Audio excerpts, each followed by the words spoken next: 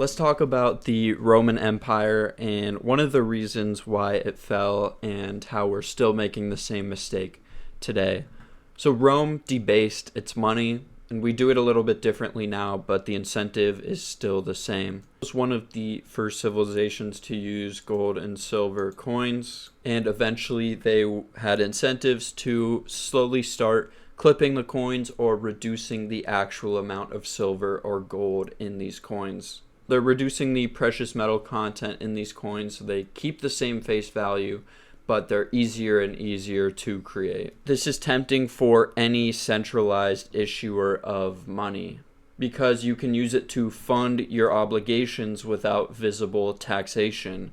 And this is the case with any human-controlled monetary system. There's always incentives to debase the money because it's not in a way that's visually super noticeable, and even if people notice, it's not going to have a huge effect right away. It's going to have a gradual effect over time to where people's savings slowly get debased over time. Here's a chart showing a bit of that. So the earliest coins had a 97% silver content, and that went all the way down to 3%, which the value of the dollar on a chart looks very similar to this since the creation of the Federal Reserve. Today, we have the same issue, if not much worse. Dollars are created digitally now, so they're basically able to be created at zero cost. Basically, the click of a button and banks can be given new reserves.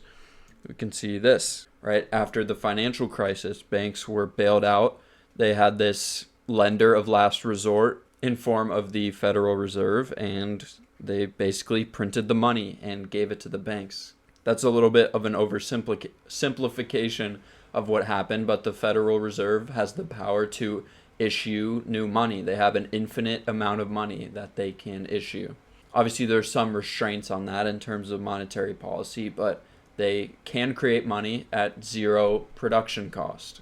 So in some ways, it's even worse than the debasement in the Roman Empire because, at least in the Roman Empire, they had the proof of work where at least they had to go through the effort of creating fake coins to then issue.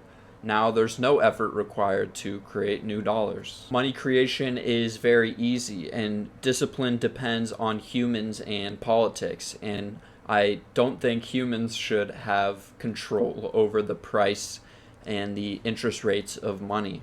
The value of money should be determined by the market, and there is a new free market in money. It's called Bitcoin. Bitcoin lies in complete contrast to this fiat system.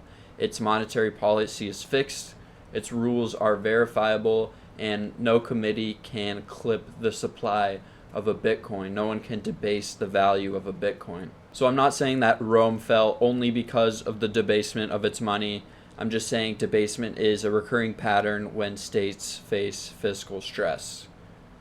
And with the Roman Empire specifically, they grew accustomed to and relied on the ability to fund their ventures by clipping the money. There wasn't as much proof of work going into the money that they were creating, so they could just create fake money and then build extravagant, structures and monuments, and the biggest part is they were able to just keep expanding their territory, keep expanding their land.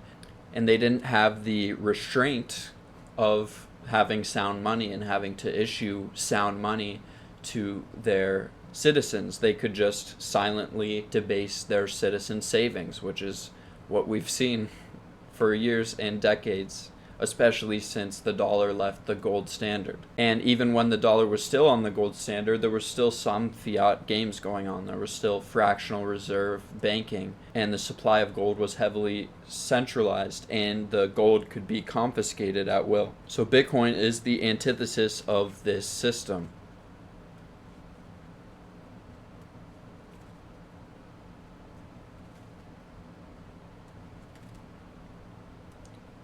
I really appreciate the support on the channel. It's been super helpful and helping me stay motivated to post these videos for you guys every day. I'm sticking to my word and want to keep posting and showing up every day no matter what, so I really appreciate the support. That's about it for this video, and as always, together let's work, save, and build a better future with Bitcoin. See you in the next video.